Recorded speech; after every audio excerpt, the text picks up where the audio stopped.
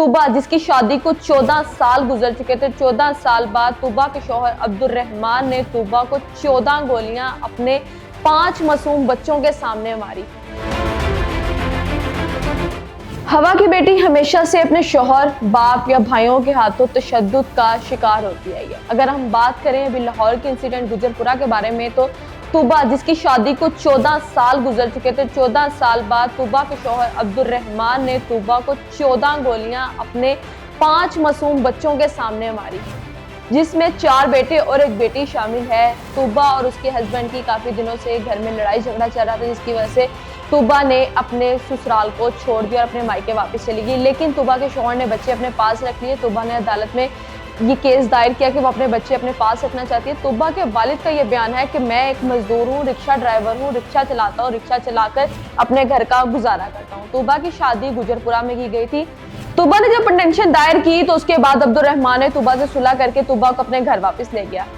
तूबा के वालिद का कहना है कि जब हम लोग 3:30 बजे मिलने के लिए तूबा के घर जाते हैं तो हमें अंदर से शोर शराबे की बहुत ज्यादा आवाजें आ रही होती हैं। मैं और मेरा भाई बाहर दरवाजे पर खड़े होकर सुन रहे होते हैं कि आखिरकार अंदर क्या हो रहा है। लेकिन जैसे हम घर के अंदर दाखिल होने लगते हैं तो अब्दुल रहमान ने हाथ में पिस्टल पकड़ा हुआ था और अब्दुल रहमान के साथ उसका भाई और उसकी वालिदा मौजूद थे। तो अब्दुल रहमान ने जब हमें देखा तो उसने अपनी बेटी को 14 गोलियों से फायर मारे और बच्चों के सामने बच्चे ये चीज देख रहे थे। आज उन बच्चे से पूछ लो कि मामा कहाँ है, तो वो छोटा सा बच्चा जो गोद में है वो ये कह रहा होता है कि बाबा ने मामा को मार दिया। एक बच्चे को ये सबसे छोटे बेटे को ये चीजें पता है कि मेरी मामा को मेरे बाबा ने फायर मारे हैं। वो ये बता रहा है कि उनकी आंख में फायर मारे हैं, सर में मारे हैं, मुंह में मारे हैं, पेट में मारे हैं। और तूबा जख्मों की ताप ना लाते हुए अपनी जान से हाथ धो देती है। लेकिन अब्दुल रहमान मुसलसल उसको घसीटता हुआ, घसीट कर वो खून से लथपथ अब्दुल रहमान ने उसको गली में फेंक दिया और उधर से वो और उसकी वालिदा और उसका भाई वहां से फरार हो जाते हैं। बाप को भी डराया धमकाया जाता है। तूबा के बाप के सर पे पिस्टल रखा जाता है और बताया जाता है कि अगर तुमने यहाँ पर शोर मचाया तो हम तुम्हें भी मार देंगे। बेटी को तड़पता हुआ एक बाप देख रहा है। आखिरकार हम लोग रोज की निस्बत हम देखें तो रोज ऐसे केसेस आ रहे हैं कि आज ये वाली लड़की शोहर के हाथों दरिंदगी का शिकार होगी, आज ये वाली लड़की ससुरालियों के हाथों दरिंदगी का शिकार होगी। सास ने मार दिया, नंद ने मार दिया, शोहर ने मार दिया, देवर ने मार दिया।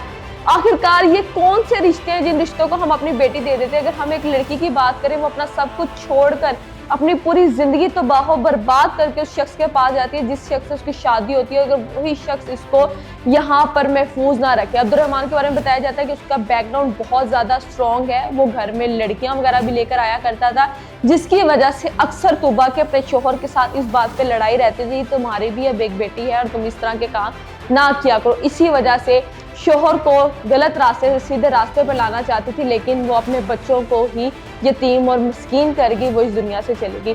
खुदारा आप लोगों के घर भी बेटियां हैं, आप लोग भी अपनी बेटियों को तरफ देखकर अपनी बहुओं का एहसास करें। सबसे पहले कहते हैं कि बहुएं बेटियां नहीं बनती। आप लोग ससुराल वाले तो पहले उसके मायके वाले बनकर दिखाएं, उसके अपने बनकर दिखाएं, तो बहुएं बेटियां खुद ब खुद बन जाती हैं। खुदारा अपनी बेटियों के रिश्ते ऐसी जगह पर ना करें जहाँ पर लोग नशेई हों, आपका उनको बैकग्राउंड पता हो कि ये लोग ठीक नहीं हैं, ये लोग हमारी बेटी को कल को नुकसान पहुंचाएंगे, तो वहां पर अपनी बेटी का कतन रिश्ता ना करें। मुर्दा बेटी से तलाक याफ्ता या बेवा बेटी या गैर शादीशुदा बेटी बहुत बेहतर होती है।